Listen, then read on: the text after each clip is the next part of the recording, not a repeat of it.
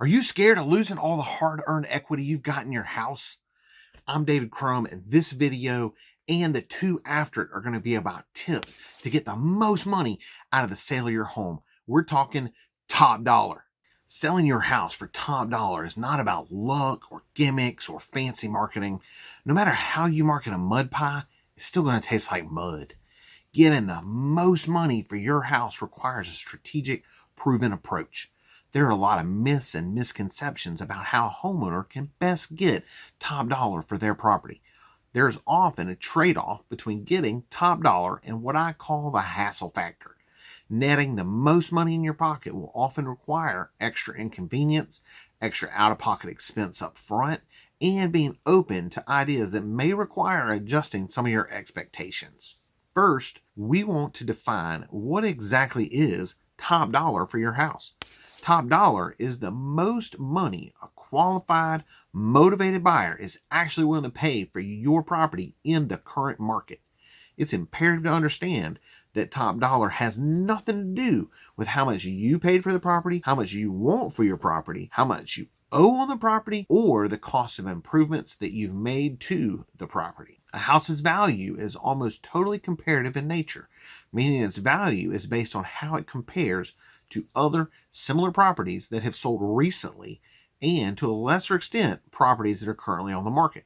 An appraiser will use the three most comparable recent sales to establish a current opinion of value as of the date of the appraisal. But at the end of the day, if there is not a buyer willing to pay that amount for it, then the appraised value really doesn't have any meaning. In today's market, buyers are more educated than ever because of the internet. They're also busier than ever, meaning they're more interested than ever in turnkey houses, properties they can buy and move into immediately without any cleaning, repairs, or updating.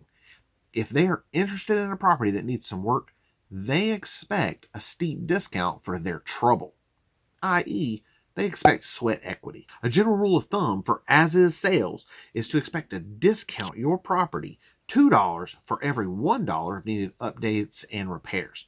It can be more or less depending on many factors, but that gives you a general starting place. There are three basic ways to increase the selling price of your property.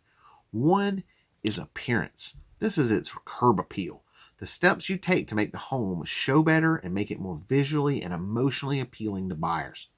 Steps 1 and 2 will fall into this category and are key in today's market if you want to get top dollar for your property. Number 2 are physical improvements. Physical improvements are making upgrades or changes to your property that will cause the average buyer to be willing to pay extra. Not all physical improvements will give a positive return on investment or ROI.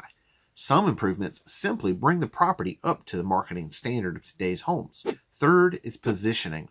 How the property and price and terms are positioned and presented to buyers in the market. The following 10 strategies over the next 3 videos are simple, powerful, and proven action steps to get a buyer's attention and cause them to be willing to pay the most for your property. Let's get into number 1, the look. Stage it. In a way, you could say today's buyers are spoiled. In the 1900s, staging was much less important than it is today. As long as the house was clean and nothing was weird about it, then there was little benefit to staging. Today, things have changed. Because of the internet, people are used to seeing gorgeously staged homes, think HDTV, and so their expectations are much higher than over the last decade. A good professional stager makes good money for a good reason. They know how to make a house look its best to the largest number of people and to the people that matter the most, buyers. What a skilled staging professional will do is help you make the house look fantastic in a way that is still neutral, which helps it appeal to potential buyers with widely varying styles and tastes. Even homes that have been expertly decorated by an interior designer will still often benefit from staging because an interior designer customizes the look of the house to match the current owner's tastes. It may or may not be a look that will create maximum appeal to the largest cross-section of buyers.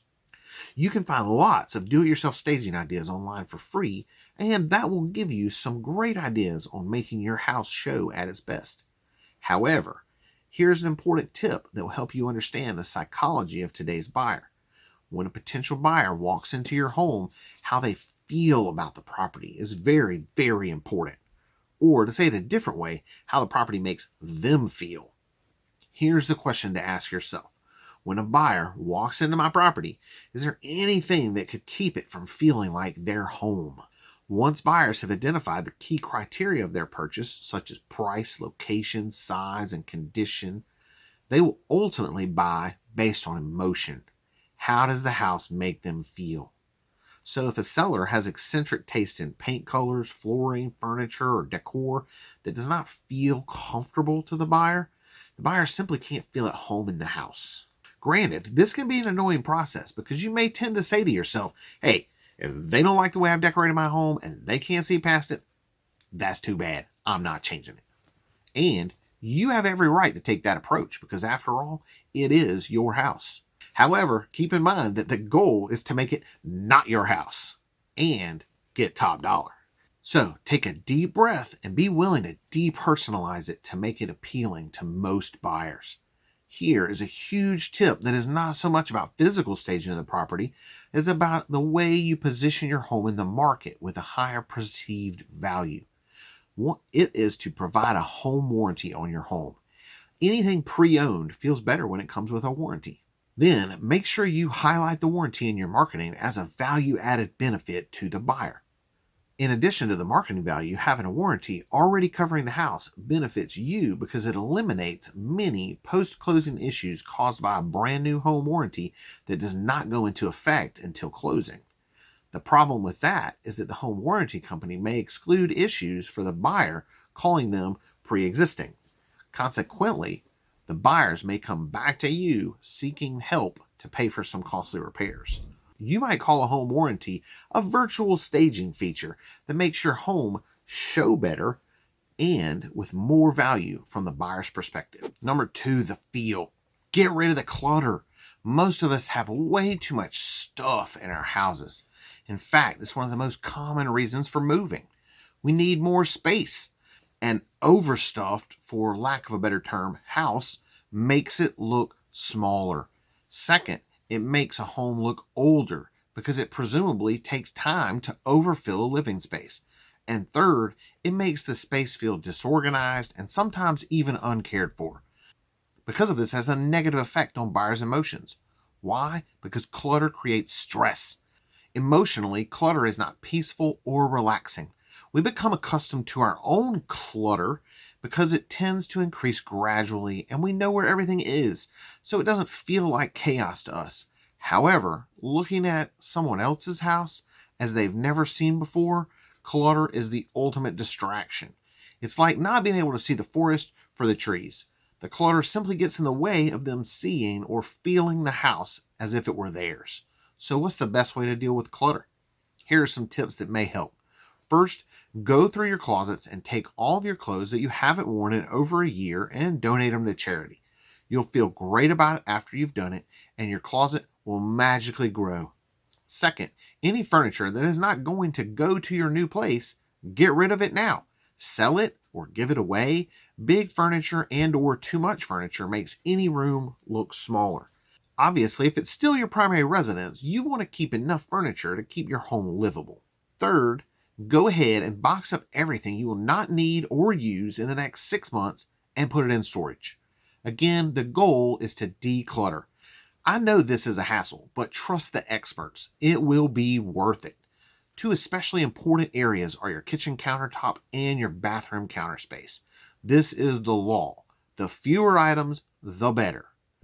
Tip: take a Saturday or Sunday afternoon to go and look at some brand new homes that have been professionally staged. Remember, there's a proven strategy behind what they do. So your goal is to make your house look like those houses. One final warning: relocating clutter from the room to the closet or garage is not decluttering. This is called stuffing or stashing, and it isn't pretty. Now your house feels like it has no garage and no closet space. Yikes! Bite the bullet and rent a pods or a storage space. If you absolutely have to, put your stuff in the middle of the garage, leaving a walkway around the side so potential buyers can see that you're not covering anything up.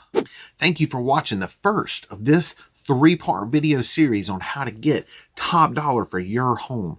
If this has been great content for you so far, I hope you'll subscribe to my channel and make sure to watch the next 2 videos coming out soon. And if you're going to put your property up for sale, I hope you'll reach out to me so that I can help you make sure you get the most out of the sale of your home. Thank you.